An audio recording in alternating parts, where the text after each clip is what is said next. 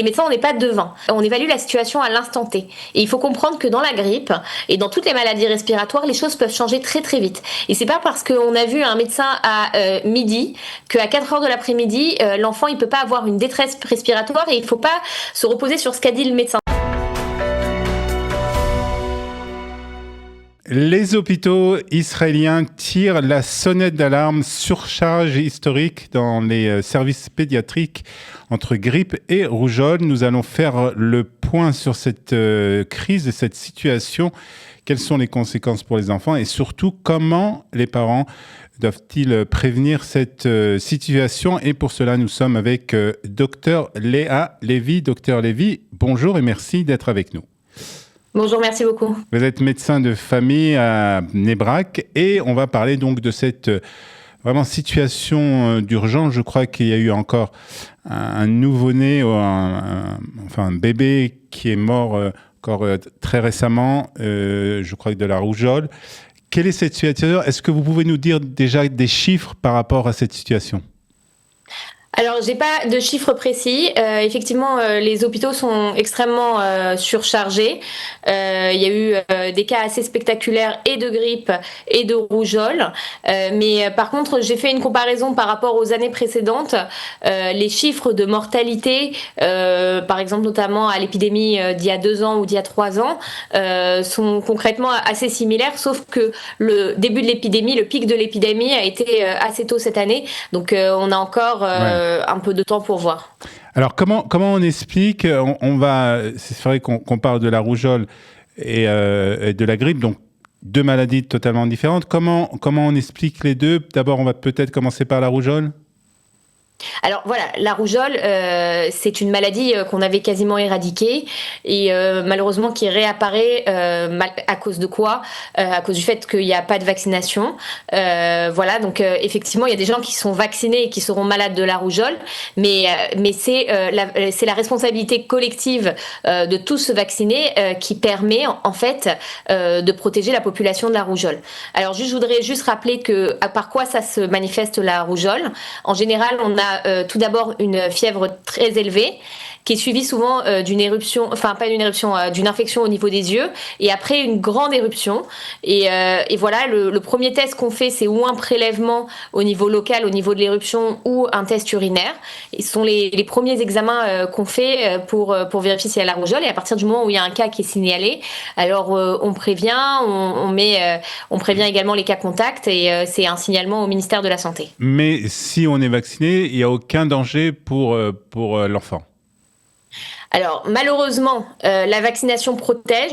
La vaccination également protège des cas graves, c'est-à-dire que le risque, ce qu'on appelle de morbidité, d'avoir une rougeole grave, en général, les gens vaccinés qui ont la rougeole ont des cas pas sévères, mais des cas qui sont contagieux. Donc il faut faire attention. Mais bien sûr que la vaccination protège à une grande partie, mais ne protège pas à 100%. Dans tous les cas, dans toutes les maladies, il n'y a jamais une vaccination qui protège à 100%. Alors, ça relance quand même, par rapport à la rougeole, ça relance quand même ce débat sur la vaccination, puisqu'on sait que, et on le remarque, que certaines populations ne vaccinent pas les enfants pour différentes raisons. Est-ce que au niveau, je ne sais pas, du corps médical, peut-être même de l'État, il y a quelque chose à faire d'après vous?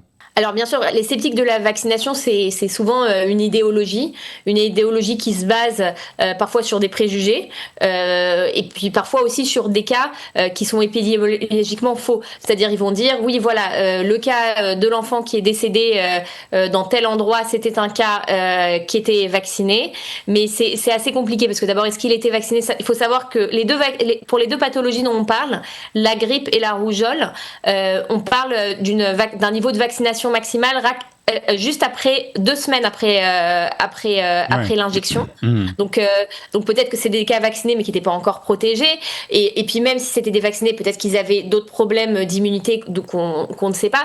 Donc en fait, il y a souvent des légendes urbaines qui se placent autour de cas de vaccination, des cas de vaccination qui sont compliqués pour aider les gens à à se renforcer, à être contre la vaccination. Et évidemment, c'est quelque chose de dangereux.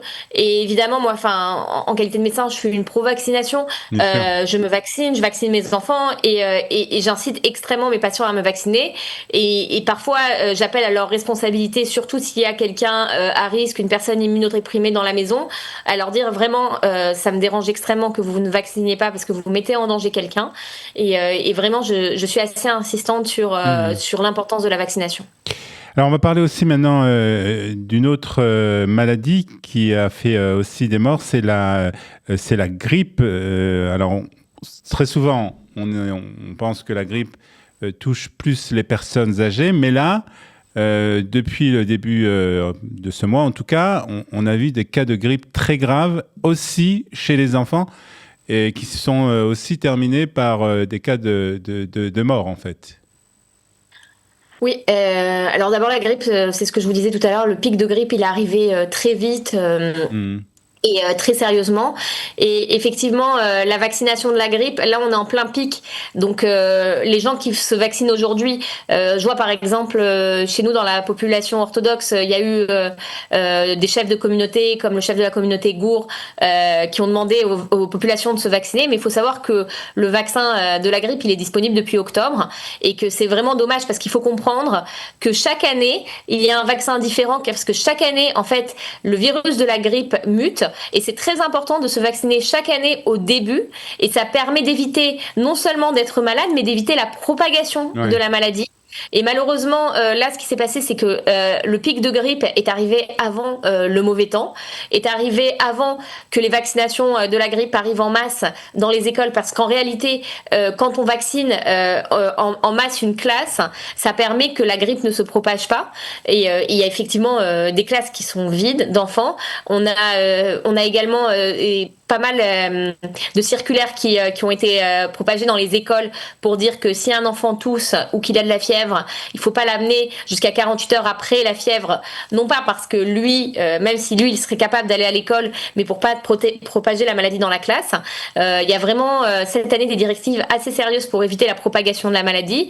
J'espère que les vacances scolaires qui approchent vont permettre aussi d'un petit peu diminuer cette propagation. Et puis de toute façon, j'espère que le pic va se calmer.